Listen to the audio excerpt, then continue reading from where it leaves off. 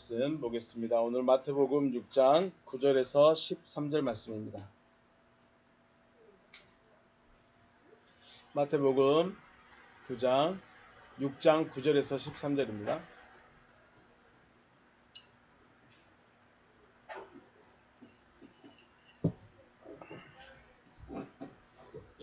마태복음 6장 9절에서 13절 우리 천천히 같이 읽겠습니다. 시작.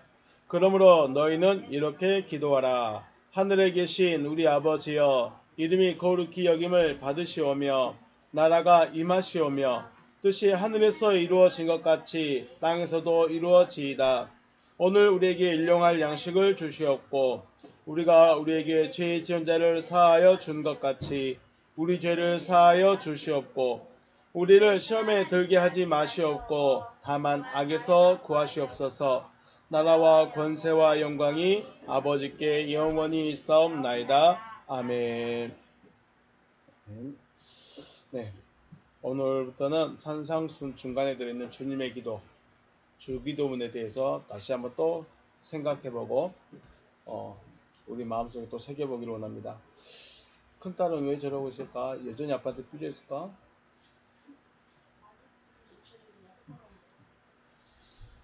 주님께서 말씀을 가르치시다가 중간에 너희는 이렇게 기도하라 라고 9절에 말씀하셨죠. 그러므로 너희는 이렇게 기도해라 라고 말씀하시면서 아예 기도문을 주십니다. 기도문을 주셨어요. 너희들 이 기도하라는 거예요.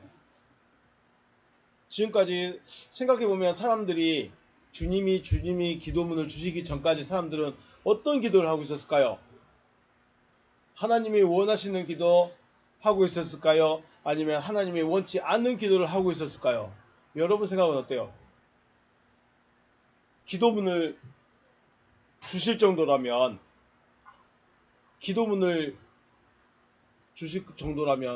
하나님이 원하는 기도를 많이 못하지 않았을까 하는 생각도 해보게 되죠. 그래서 기도의 원고를 주셨다는 것은 어쩌면 다른 기도는 하지 말라. 지금까지 했던 그런 기도 하지 마라. 이 기도라는 거죠.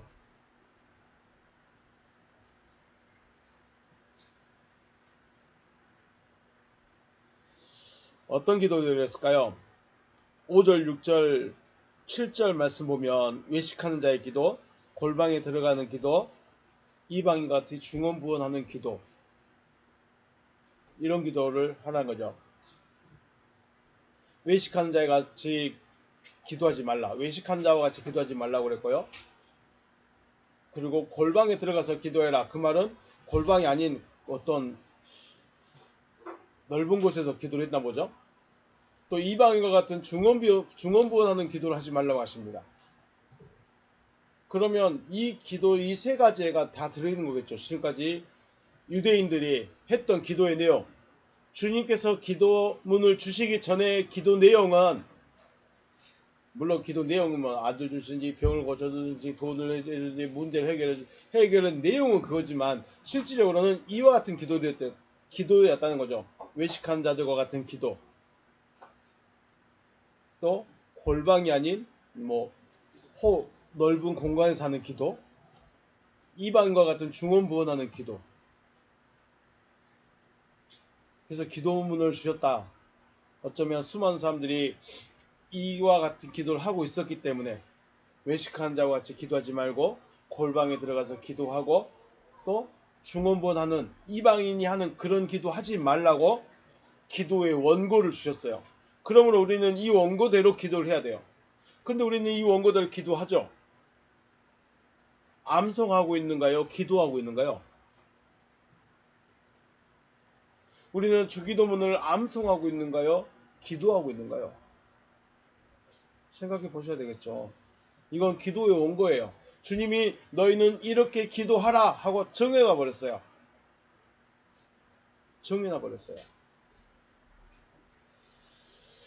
자, 그래서 잠깐 우리가 하지 말아야 될 기도, 첫 번째 나오는 외식한 자의 기도까지 우리가 한번 생각을 해볼 건데요. 먼저 기도를 뭐라고 하신가요? 우리는 보통 기도를 뭐라고 하죠? 시적인 표현으로요. 영의 호흡이다 그래요. 살아있는 자들은 살아있는 자들이 아니라 하나님께 나아간 자들은 기도를 해야 된대요. 기도를 해야 돼요. 우리 호흡하듯이 기도를 하래요.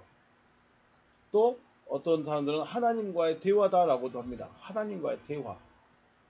하나님과의 대화인데 하나님 대답은 안 해. 나만 말해. 대화인가요? 아니면은 일방적인 말인가요? 대화가 되길 주의로 축복합니다. 자, 여러분은 기도가 뭐라고 생각하신가요? 여러분은 우리도 기도해요. 그래서 기도가 뭐냐? 우리 지금까지 주일날 계속 했던 게 뭐였습니까? 믿음이 무엇인가에 대해서 계속 우리가 고민했었죠. 그리고 생각했습니다. 자, 기도가 뭘까요? 기도가 여러분의 마음속에 아니면 여러분의 생각 속에 여러분의 기준으로 여러분이 가지고 있는 정의의 기준, 기도의 정의는 뭔가요? 내 소원 들어주려고 하는 말인가요? 내 문제 풀어달라고 하는 말인가요? 내 원통함 좀 들어달라고 하는 말인가요? 여러분의 기도는 뭐예요? 많은 사람들, 또 하나님을 섬기는 사람이든 부처를 섬기는 사람이든 귀신을 섬기는 사람이든 기도는 해요. 그죠? 다 기도해요. 근데 그 기도하는 내용들이 뭐냐면 앞에서 말한 것처럼 내 소원 좀 들어주세요. 내 문제 좀 해결해 주세요. 내 원통함 좀 해결해 주세요. 대부분 이거 아닐까요? 결국 기도라는 것은 나의 바램, 소원이 이루어지도록 해주라는 호소겠죠. 하나님 저 이것 좀 해주세요. 하나님 저 이것 좀 도와주세요. 호소문이에요. 호소문. 기도문이에요. 호소문이에요. 호소문이에요. 나 이것 좀 해달라고. 나 이것 좀 도와주세요. 나 이것 좀 해주세요. 나 이거 하고 싶은데 나 좀 어떻게 좀 해주세요. 호소문이었어요. 이것이 어쩌면 이제 일반적으로 많이 생각하는 기도의 정의가 아닐까 생각해 봅니다. 하나님께 아니면 부처한테 아니면 돌덩이한테 아니면 나무에게 나 이것 좀 해주세요. 이게 기도였어요. 그러니까 이걸 우리 성경에서 교회에서는 뭐라고 그래요? 기복신앙이라고 그러죠. 그러니까 하나님께 나왔는데 복을 기도하는 신앙이에요. 복을 바라는 신앙이에요. 어떤 목사님들은 이제 기복신앙 빨리 벗어보려고 하는데 못 벗어나요. 그렇게 살아왔는데 어떻게 해요? 내가 지금 기복신앙을 하고 있는지 아니면 다른 신앙을 하고 있는지 나를 돌아봐야 되는데 아니야, 하나님은 내가 이렇게 기도해야 들어줘. 그래요. 우리 일반적으로 생각할 때 기도는 나한테 복 좀 주세요. 나 좀 잘 되게 해주세요. 내 자녀 좀 건강하게 해주세요. 내 문제 좀 풀어주세요. 하는 호소문의 호소문이 호소하는 말이 그 기도였다면 주님은 기도를 어떻게 했을까요? 주님께서 기도는 이것이다 라고 정의까지는 안 해주셨는데 주님께서 기도하실 것을 보면 기도는 이런 거구나 라는 것을 생각할 수 있습니다. 우리 주님의 기도에서 말씀 보면 10절 말씀 보면 뜻이 하늘에서 이루어진 것 같이 땅에서도 이루어지다 라고 말하죠. 뜻이 하늘에서 이루어진 것처럼 땅에서도 이루어지게 하세요 라고 하나님의 뜻을 구하고 있습니다. 하나님의 뜻이 이루어지도록 기도하고 있는 거예요. 주님의 기도는 나 배고파요 밥 잘 주세요. 나 돈이 없어요 돈 좀 주세요. 이런 기도가 아니고 하나님 제자가 도저히 안 모여요. 제자 좀 모이게 해주세요. 이런 기도가 아니고 뭐였어요? 아버지의 뜻이 하늘 안에서 이루어진 것처럼 땅에서도 이루어지게 해주세요. 이루어지게 해주세요. 이게 기도의 내용입니다. 주님의 기도예요. 또 십자가의 죽음을 앞두고 3번을 기도하시는데 똑같은 내용으로 기도한다고 그랬죠. 뭐라고 했어요? 원하시면 이 잔이 내게서 지나가게 하옵소서. 하지만 내가 원하는 대로 하지 마옵시고 아버지 원대로 하시옵소서. 네, 아버지 뜻대로 하시옵소서요. 아버지의 뜻이 이루어지게 하는 것. 아버지의 뜻이 아버지가 하시고 싶어 하시는 그 일이 이루어지도록 말하는 것이 기도라는 거죠. 이게 기도라는 거예요. 그러니까 어쩌면 주님의 기도의 내용과 우리가 하는 기도 내용은 많이 다르겠죠. 내가 하는 기도는 내 중심이에요. 내가 원하는 거 이루어주세요. 주님의 기도는요, 아버지의 뜻이 이루어지게 해주세요. 아버지가 하시고 싶었던 그 일 이루세요. 그게 기도라는 거죠. 우리가 어떤 기도를 따라가야 될까요? 그렇다고 해서 모든 사람들이 똑같이 하나님의 뜻이 이루어지기를 기도하고요. 먼저 그의 나라가 그의 의를 구하는 기도를 할 수는 없을 것입니다. 왜 없을까요? 저희 막내 몇 살이죠? 5살이죠. 막내야, 5살 됐으니 이제 네가 엄마 아빠 밥을 차려봐라. 할 수 있을까요? 못할까요? 안 돼요. 언제까지 기다려야 돼요? 자립할 수 있을 때까지 혼자 밥을 짓고 설거지도 하고 하다못해 칼질도 하고 가스레인지 불도 좀 켜보고 그런 걸 할 수 있을 때까지 우리는 기다려야 돼요. 경험이 있어야 돼요. 밥을 지어보거나 하다못해 전기밥솥에서 밥을 하더라도요. 쌀을 씻어보는 경험이 있거나 국을 끓여본 경험이 있어야 돼요. 그냥 너 5살 됐으니까 해. 이거면 안 되는 거죠. 마찬가지입니다. 하나님의 뜻이 이루어지기를 위해서 기도합니다 라고 하는데 처음부터 이제 신앙생활 얼마 안 됐는데 혹은 진짜로 나이도 어린데 이제 초등학생들인데 아니 주일학생들인데 하나님의 뜻이 이루어지길 기도하십시오 라고 말하면 어렵지 않겠어요? 근데 저는 우리 애들은 그렇게 말하고 있었죠.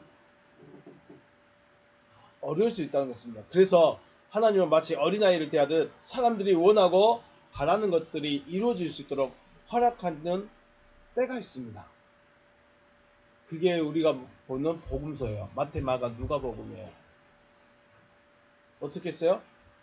내 눈 좀 뜨게 해주세요. 나 이러다게 좀 해주세요. 내 문득병 좀 고쳐주세요. 그것을 통해서 물론 하나님이 오고 물론 그것을 통해서 하나님이 하시려는 일이 무엇인지를 우리에게 말씀해 주시고는 있어요. 그런데 중요한 건 뭐냐면 복음서의 기도들은 복음서의 그런 기적들은 대부분 나 이렇게 좀 해주세요. 나 눈 좀 뜨게 해주시고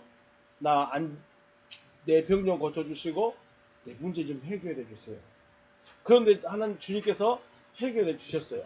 문득병도 이렇게 고치고 안진병이도 이렇게 해주고 석유온도 낫게 해주고. 언제예요 그때가? 어린아이를 대하듯 하는 은혜 시대입니다. 여러분에게 있어서 은혜 시대가 왔을까요? 아니면 지나가 버렸을까요? 아니면 다시 은혜 시대를 맞아야 될까요? 성경은 이렇게 시대를 쭉 흘러가 버립니다. 내가 율법을 열심히 지켰던 시대가 있고 은혜를 받던 시대가 있고 성령의 인도함을 받던 시대가 있고 그 다음 시대로 넘어가야 되는 것처럼 내가 기도했더니 기도할 때마다 기도했던 내용들이 실제로 이루어지는 그런 때가 있었어요. 아니면 이제 앞으로 자기의 인생에서 그런 때가 올 수도 있겠죠. 아니면 그 때는 지나버렸을 수도 있고요. 때가 지났는데 여전히 과거에 매여 있으면 안 되겠죠.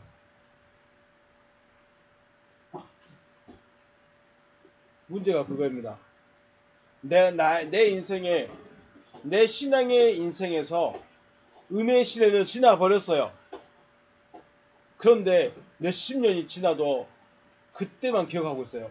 내가 기도할 때마다 응답받고 기도할 때마다 병 고치고 기도할 때마다 문제가 다 해결될 적이 있었어. 그런 때가 있었어. 그러면 지금은요? 지금은 왜 안 될까요? 지금은 왜 그런 일이 많이 적어질까요? 개인에게만 아니라 교회 전체적으로.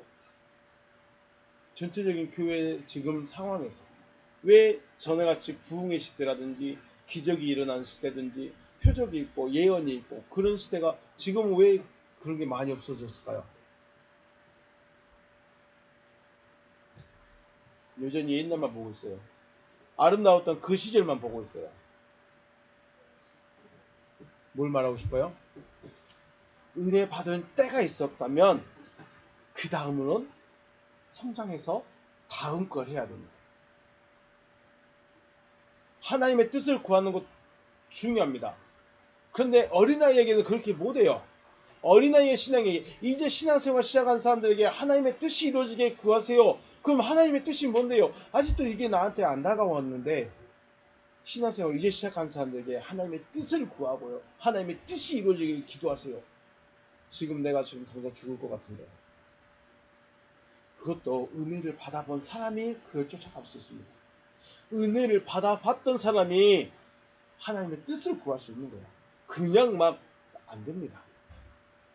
그래서 젊은 친구들에게 왜 부흥 집회를 많이 해주고 아니면 이렇게 신앙적인 집회를 많이 해주냐, 그때 은혜를 받아야 돼요. 그 인생에서 그 시기에 은혜를 받아봐야 그 다음 혹시 떨어져 나가더라도 기대할 수 있고, 나 옛날에도 그랬었는데 제가 신앙생활을 안 할 때가 있었죠. 군대 갔다 와서 신앙하기 전까지. 그때 제가 찬양하고 있는 그 선배 보면서 저 자리에 원래 내가 자리였는데 내가 원래 저렇게 하고 있었는데 주말에 코가 깼다고 하더라고요. 그 열정적이었을 때 그때를 기억하면서 또 작년의 시기를 보내는 거죠. 분명 장성할 정도가 되었고 또 스스로 알아서야 해야 될 때가 되었음에도 여전히 어린아이처럼 기도하고 구하고 있다는 것은 어쩌면 지금의 우리의 문제가 아닐까 생각을 해보게 됩니다. 그러므로 내가 어느 정도 믿음이 되어졌는가를 내가 살펴야 돼요. 내 믿음이 여전히 은혜의 시대에 내가 기도하고 찬양하고 그걸로 만족하고 은혜 받고 있는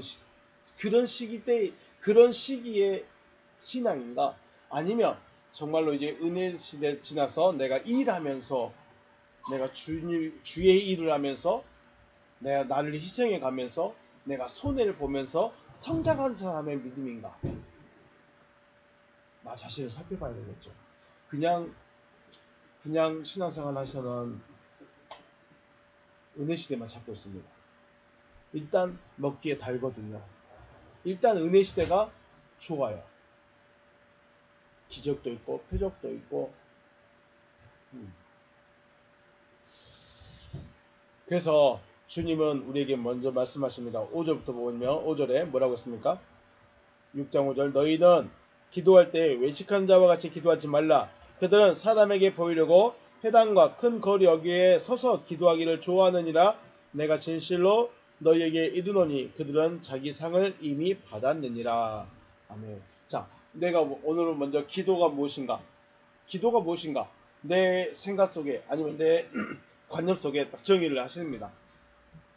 기도는 난 아직 어리니까 내 소원 이루기 위해서 기도하는 기도.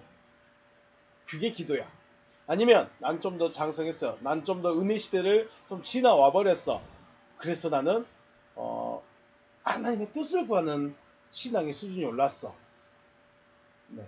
자기의 수준에 맞춰서요. 자기 신앙의 수준에 맞춰서 기도가 무엇인가에 대한 정의를 내리고요. 그리고 그 다음으로 해야 될 게 뭐였습니까? 주님이 어떤 기도를 하지 말라고 했는가? 우리에게 왜 기도문을 먼저 주고 그런 말씀하지 않고 이런 기도는 하지 말라. 그리고 그러므로 너희는 이렇게 기도하라 라고 말씀하신 거죠. 문제점이 있다는 거예요. 문제점이 있다. 기도를 하긴 하는데 문제점이 있다. 그 문제가 뭐냐? 첫째는 외식한 자의 기도라는 겁니다. 외식한 자. 외식하는 자, 외식이라는 이 말이 원고에 있죠. 히포크리테스입니다. 히포크리테스라는 말은 아래를 말하는 히포라는 말과 또는 심판, 또 구별, 언도, 정죄라는 뜻의 크리노에 합성합니다. 히포크리테스. 그러니까 이걸 생각해 보면 심판 아래에 있는 거예요. 외식하는 자라는 말은 심판 아래에 있는 자, 심판받기 위해서 준비된 자예요. 심판이 기다리고 있는 자라는 거예요. 외식한 자라는 말. 자, 3페이지 보시면 외식하다라는 말엔 연기하다, 뭐뭐 하는 척하다, 거룩한 척하다, 예쁜 척하다 할 때 그게 외식이에요. 그러니까 실제는 아닌데 진짜처럼 하는 게 외식이 있는 거죠. 뜻이에요. 그게 사전적인 뜻이에요. 그런데 내용은 앞에서 말했죠. 휘포와 크리노, 휘포와 무슨 말했어요? 크리노의 합성어. 심판 아래에 있다는 말이에요. 심판 아래. 심판 아래에 있다는 말을 다르게 말하면 심판이 준비된 자예요. 심판을 받을 자예요. 이것을 조금 더 요한복음 입장에서 보면 믿지 않는 자예요. 심판은 누구한테 있어요? 심판은 믿지 않는 자에게 있는 겁니다. 믿는 자에게는 심판이 없어요. 우리 요한복음 3장 18절 말씀 읽어볼까요? 읽습니다. 시작. 그를 믿는 자는 심판을 받지 아니하는 것이요 믿지 아니한 자는 하나님의 독생자의 이름을 믿지 아니하므로 벌써 믿지 아니한 것이 벌써 심판을 받아버렸대요. 이게 무슨 말이냐면 벌써 심판은 언제 있어야 돼요? 이 일이 끝나고 나서 결정하는 것이 심판이죠. 그런데 심판이 이미 벌써 심판을 받았다는 것은 심판 받아놓고 산다는 거예요. 너 재판 받아놓고 살아가요. 내가 죄를 지었는지 안 지었는지 다 점검을 하고 나서 재판을 해야 되는데 넌 재판 받아놓고 그냥 살아가는 거예요. 재미있을까요? 없을까요? 이게 믿지 아니한 자는 독생자의 이름을 믿지 아니하면 벌써 심판을 받았다. 이게 뭐냐면 어쩌면 믿을 수 있는 마음을 뺏어버린 거예요. 이거 무서운 말씀이에요. 그냥 하는 말씀이 아니에요. 벌써 심판을 받아버렸다는 것은 믿을 수 있는 마음을 어쩌면 믿지 못하도록 뺏어버린 거예요. 우리 입장에서는 굉장히 안타까운 말이죠. 무서운 말이죠. 근데 심판을 생각하지 않는다는 것은 믿지 않는다는 거예요. 그러니까 두렵지가 않아요. 나는 심판이 상관이 없어. 내가 믿든 안 믿든 나는 믿음과 상관이 없으니까 나는 심판은 나와 상관이 없어. 그 사람들이 바로 믿지 않는 사람입니다. 심판에 대해서 걱정하고 두려워할 줄 아는 사람들은 믿음이 있는 사람인 거죠. 그런다고 해서 심판을 두려워하라는 건 아닌 거죠. 그래서 여기 보시면 믿지 아니한 자는 독생자의 이름을 믿지 아니했다라고 했어요. 믿지 않는다는 것은 뭘 믿지 않는다는 거예요? 독생자의 이름을 믿지 않는다는 거예요. 그러니까 어쩌면 유대인들, 바리새인들, 예수님이 계시던 그 당시의 바리새인들 예수를 믿었어요? 안 믿었어요? 그 심판을 받아버린 거예요. 그들은 자기들이 심판 받은지도 몰라. 그래서 그들은 독생자 예수 앞에 나갈까요? 갈까요? 안 갈까요? 안 가요. 가고자 하는 마음 자체가 없어요. 가려는 마음도 안 들어요. 그게 뭐예요? 벌써 심판을 받아버린 거예요. 독생자가 왔는데 독생자가 와서 말씀을 선포하고 있는데 에이 뭔 그래 뭐 저 사람이 하나님의 아들이야 뭐 저 사람이 메시아야 웃기네 저기 제사장님 설교 더 잘하고 제사장님 더 잘 가르쳐 안 가버려요. 안 들어버려요. 마음 자체가 이미 뺏겨버려요. 그게 무서운 거예요.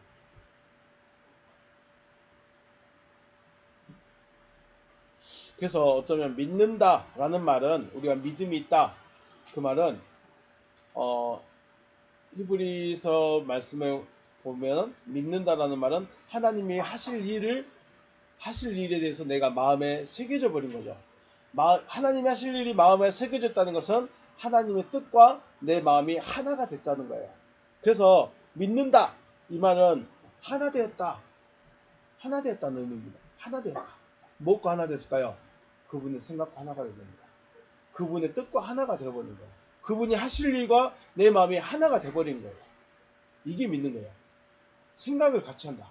그래서 독생자의 이름을 믿는다.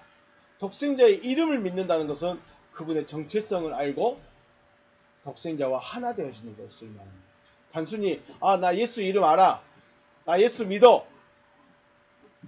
그게 믿음이 아니라 그분의 정체성과 하나가 되어버리는 거예요. 그분이 하나님 아들로서 무엇을 하고 싶어 하셨는가? 왜 오셨는가? 목적이 무엇인가? 나에게 요구하는 것이 무엇인가? 이걸 깨달아 알아서 내가 그 뜻과 하나가 되어버리는 거예요. 그걸 믿는다고 하는 거예요.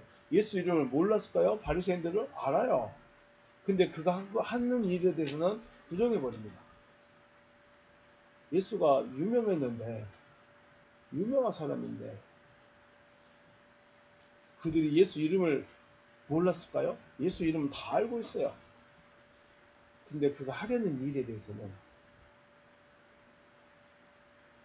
교회 다니는 사람들에게 예수 믿으십니까? 라고 하면 뭐랄까요? 다 예수 믿습니다. 나 하나님도 믿고요. 하나님도 사랑합니다. 그래요. 그렇다면 예수와 하나 되어졌습니까? 믿는다는 그 말을 내가 그냥 마음으로 내가 알고 있습니다. 내가 고백하고 있습니다. 내가 시인하고 있습니다. 그러면 믿습니다. 이것이 믿음일 것인가? 아니면 이 믿음이라는 것이 과연 무엇인가에 대해서 우리가 정의를 잘 가지고 있어야 돼요. 지난번 말씀드렸죠. 천주교인들도 하나님 믿어야 믿어요? 믿어요. 그런데 생각해 보세요. 예수님은 내가 왔을 때 너희는 내 신부다라고 했어요. 우리는 예수의 신부가 될 사람들이에요. 근데 거기 신부도 정해졌지 않냐고했어요? 신부 정해져 버렸어. 성도들은요. 신부 안 돼. 못 돼. 못 된다는 건 무슨 말일까요? 성에 못 들어간다는 거예요. 또 주는 나의 주는 마리아가 아니에요. 마리아 한 다리 건너서 내 주를 만날 수는 없어요. 왜냐하면 내 안에 주인은 몇 명이어야 돼요? 한 명이어야 돼요. 그런데 마리아한테 먼저 말해갖고 예수한테 가요. 그리고 조금 더 지나가면 아버지로 올라가요. 그들도 믿음이 있어요. 근데 그래서 우리가 믿음이라는 것에 대해서 그냥 주여 내가 당신의 이름을 믿습니다. 내가 하나님 이름 알고 있습니다. 내가 그래서 믿습니다라고 정의하면은 너무 이해를 못한다는 거죠.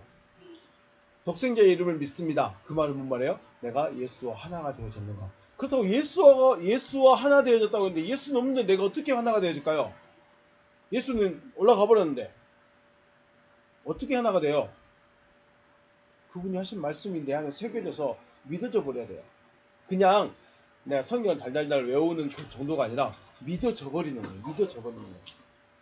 또 예수와 생각이 같습니까? 자, 여러분에게 질문했죠. 독생자의 이름을 믿는다.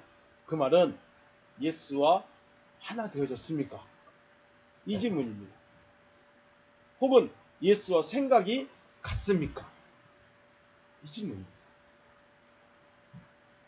아내가 저를 믿는다면 저와 생각이 같겠죠? 생각이 같으니까 믿을 수 있죠. 생각이 다른데 어떻게 믿고 가요? 예수와 생각이 같습니까? 예수의 생각이 뭐였죠? 아버지의 뜻이 이루어지는 것. 그건 외에는 없습니다. 아버지가 하시려는 일 그것만 하면 됩니다. 수많은 봉사와 헌신, 희생 이거는 보여주기 위한 거예요.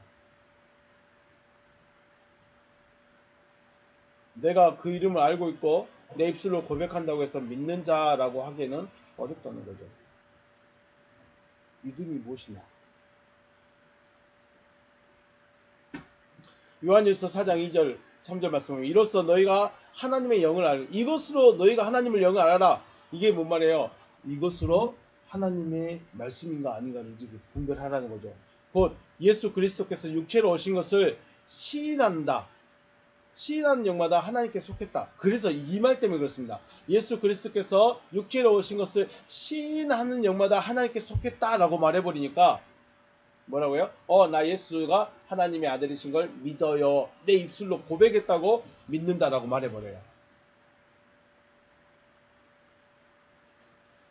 여기도 직역하면 예수 그리스도께서 육체로 오신 것을 시인하는 것마다 하나님께 속했다라고 말한 것이 아니라 하나님께로부터 와서 육체로 오신 것을 믿느냐예요. 육체로 오신 것을 시인하냐? 3절 예수를 시인하지 아니하는 영마다 하나님께 속한 것이 아니니 이것이 곧 적그리스도의 영이라 오리라 한 말을 너희가 들었거니와 지금 벌써 세상에 있느니라. 시인하다. 시인하다라는 말이 호물로게요라는 말입니다. 호물로게요. 사전적인 뜻은 고백하다 또는 인정하다라는 뜻이지만 내용은 함께 말하다예요. 함께 말하다. 함께 말하려면 어떻게 돼요? 같은 생각이어야 돼요. 같은 장소에서 함께 말하려면 한 곳이 있어야 돼요. 그래서 시인하다. 단순히 우리말 혹은 한자로 시인하니까 그냥 입술로 고백하니까 시인합니다. 인정합니다. 이게 시인이 아니라 함께 말하고 있어요. 어떻게 함께 말해요? 그분이 내 안에 계셔서 그분이 하는 말을 내가 입으로 말하는 거예요. 이게 뭐예요? 함께 말하는 거예요. 예수께서 말씀하시죠. 나는 자의로 말하지 않고 아버지께서 내가 말할 것을 주신다. 그리고 나는 그것을 말한다. 들어보셨습니까? 그 말씀? 들어보셨어요? 나는 자의로 말하지 않는다. 아버지께서 내가 말할 것과 이룰 것을 친히 명령하여 주셨느니라. 자기 안에 아버지가 계시고 그 아버지께서 말씀하신 것을 예수는 육체를 통해서 그냥 말하고 있다는 거예요. 같이 말하고 있는 거죠. 같이 말하고 있는 거예요. 이게 시인이에요. 하나님께 속한 것이 아니고요. 2절에서도 하나님께 속한 것이 아니고 하나님께로부터 왔다는 것을 믿으라는 거예요.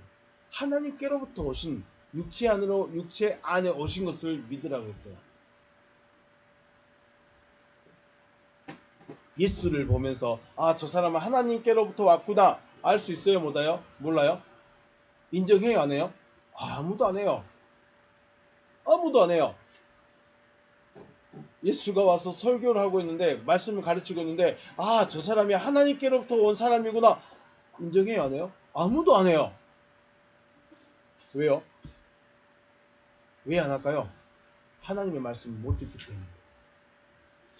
예수께서 요한복음에서 그러죠. 너희가 내 말을 못 듣는 것은 너희가 하나님께 속하지 않았기 때문이다. 여기 요한일서 4장 2절 말씀도 나중에 혹시 다시 한번 보시면 원어를 그대로 말씀드리겠습니다. 하나님께 속한 것이 아니고 하나님께로부터 왔다는 것을 믿으라고 시인해야 돼요. 예수 그리스도께서 하나님께로부터 와서 육신에 들어왔다는 것을 시인하라는 거예요. 여기 있네요. 직역해 놓겠네요. 예수 그리스도께서 하나님께로부터 육체 안에 오셨음이 믿어지는 것. 믿어진다기보다도 이걸 시인해야 돼요. 이걸 말해야 돼요. 예수 그리스도께서 하나님께로부터 육체 안에 오셨다는 것을 시인해야 돼요. 그런데 사람들은 어떻게 신이 육신 안에 들어와? 어떻게 하나님이 육신 안에 있어? 어떻게 육신이 하나님이 될 수 있어? 인정이 돼야 안 돼요? 안 됩니다. 내가 믿으니까, 내가 인정하니까가 아니라 이러한 사실을 믿어지게 해주셔서 믿어져 버린 상태, 이 상태가 믿고 있는 상태예요. 그러니까 우리가 그냥 주여 내가 믿습니다만 하고 있으면 우리 마태복음에서 말씀한 것처럼 나 너 도무지 모르겠다 그런 말을 들을 수 있다는 거예요. 믿음이 돼야 돼요. 근데 믿음이 되려면 믿어지게 해야 돼요. 주일날 말씀드렸죠. 화살을 맞아버려야 돼요. 화살이 안 맞아지면 잘 안 돼요. 어려워요. 믿음이 쉬운 게 아니에요. 그래서 믿는다는 것이 그렇게 단순하고 쉬운 일이 아니다라는 걸 생각해 보게 됩니다. 교회 나오는 것도 어려운 일이에요. 그리고 설교 듣고 있는 것도 어려운 일이에요. 그런데 믿어지는 것은 더 어려운 일입니다. 왜냐하면 믿어지는 것은 내 이성을 버려야 되거든요. 내가 이해하고 판단하는 그것을 버려버려야 되거든요. 그런데 우리는 일단 말을 들으면 이해를 하려고 해요. 그리고 판단을 하려고 해요. 그리고 생각을 합니다. 이게 무슨 말일까? 왜 이럴까? 나쁜 건 아닌데 하나님이 하실 일에 대해서 내가 하나님이 된다는 게 이해가 되신가요? 근데 다 그래요. 하나님의 아들들이다. 하나님의 아들들이라고 말하는 건 너무 좋아하는데 하나님의 아들들은 곧 뭐라는 거예요? 하나님이라는 거잖아요.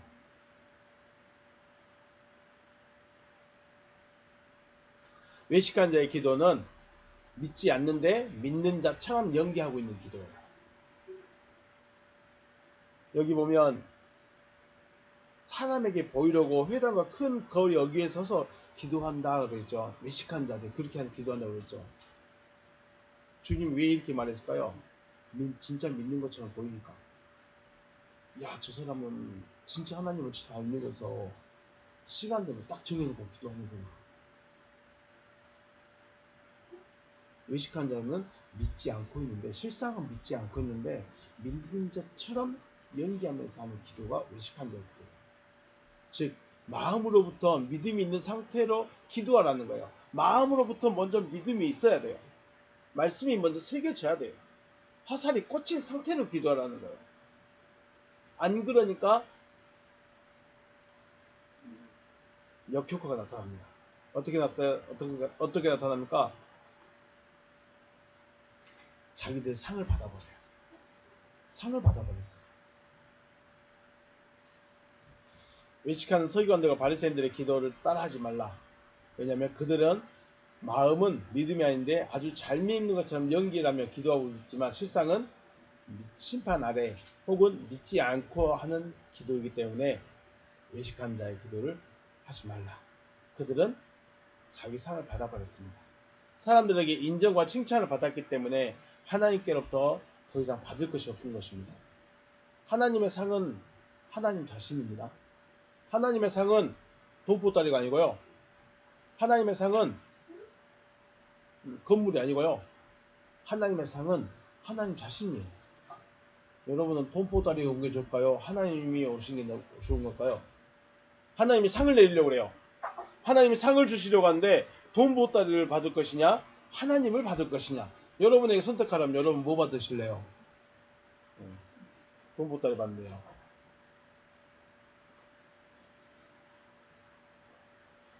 하나님은 하나님 자신을 상으로 주시길 원하시고 하나님을 상으로 받아야 하는데 사람들로부터 인정과 칭찬을 받아버렸습니다. 받으니까 하나님이 보일까요? 안 보일까요? 안 보여요. 하나님께 인정받는 게 쉬울까요? 어려울까요? 내가 하나님께 기도하고 있는데 하나님이 내가 너를 알고 있다. 내가 너의 기도를 듣고 있다. 이 말을 듣는 것이 쉬운 일일까요? 어려운 일일까요? 이건 진짜 10년에 한 번 있을까 말까 하는 그런 일이죠. 그런데 사람들이 목사님 기도 정말 은혜스럽습니다. 목사님 진짜 기도 잘하시네요. 이런 말은 언제든지 들을 수 있어요. 근데 사람이라는 게 눈에 보이면 마음이 빼게 되어 있죠. 그런 말을 들어봐요. 인정해주는 말을 들어봐요. 얼마나 좋겠어요. 자기 상을 받아버린 거예요. 하나님께 받을 게 없는 거예요. 자, 오늘은 기도가 무엇이냐? 여러분의 마음속에 여러분이 생각하는 그 기도의 정의, 기도는 이런 거야. 기도는 이런 거야. 이걸 하나 기억하시고 그 다음으로 주님께서 하지 말라 하신 기도가 뭐였어요? 첫째, 외식한 자의 기도하지 말라. 단순히 기도 소리 높이거나 아니면 혼자 기도하고 있는 모습을 보인다거나 이런 의미가 아니에요. 이런 게 의미가 아니고 뭐예요? 믿음을 가지고 기도하는 거예요. 믿음이 되어진 상태에서 기도하라는 거예요. 믿지 않는 상태에서 기도하는 거, 사람에게 잘 보이기 위한 기도, 말 예쁘게 하려고 하는 기도, 그런 기도 하지 말라는 거예요. 믿음이 들어오면 누구 뜻만 구할까요? 아들이, 딸들이 아버지와 엄마의 마음 알면 어쩔까요?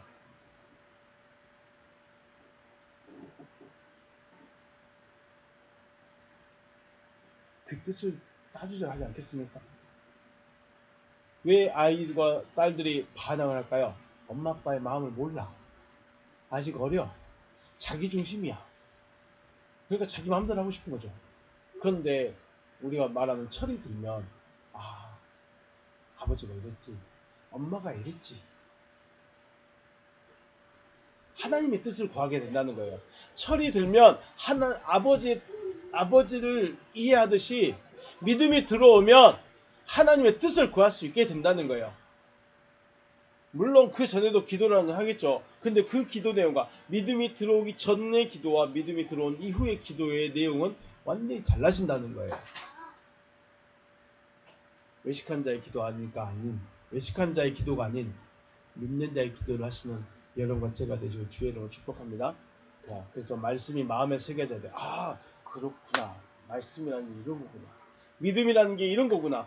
물론 그래서 우리는 기도해야 되는 게 뭐예요? 하나님, 저한테 제발 말씀의 화살 좀 쏴주세요. 제 마음에 화살 좀 박히게 좀 해주세요. 이거 기도해야 돼요. 믿음이 없으니까 믿음 좀 주라고 믿음을 주라니까 그 제자들처럼 우리에게 믿음 좀 주세요 하니까는 하나님 주님이 탁 안수해 주면서 믿음이 생겨라 그랬을까요? 안 그랬죠. 주님 말씀하신 것은 말씀을 믿으라는 거예요. 하나님이 하실 일이 마음에 새겨져야 돼요. 근데 왜 안 새겨지냐? 별로 관심이 없어요. 관심이 없어. 하나님이 뭘 하시려는지 관심이 없어. 아버지가 왜 지금 큰 소리 내고 있고 아빠가 왜 밥 먹는데 식탁에서 큰 소리 내고 있을까? 에이 진짜 시끄럽게 맨날 우리 아빠는 소리만 지르고 있어. 맨날 우리 아빠는 그러고만 있어. 이렇게만 생각하면 아버지의 마음을 알 수 있어요? 몰라요? 전혀 몰라요. 왜 그러시지? 왜 그러시지? 왜 그러시지? 뜻이 무엇이지? 아버지의 마음이 무엇이지? 한 번쯤 고민해 본다면 또 다르지 않겠습니까? 여러분의 마음속에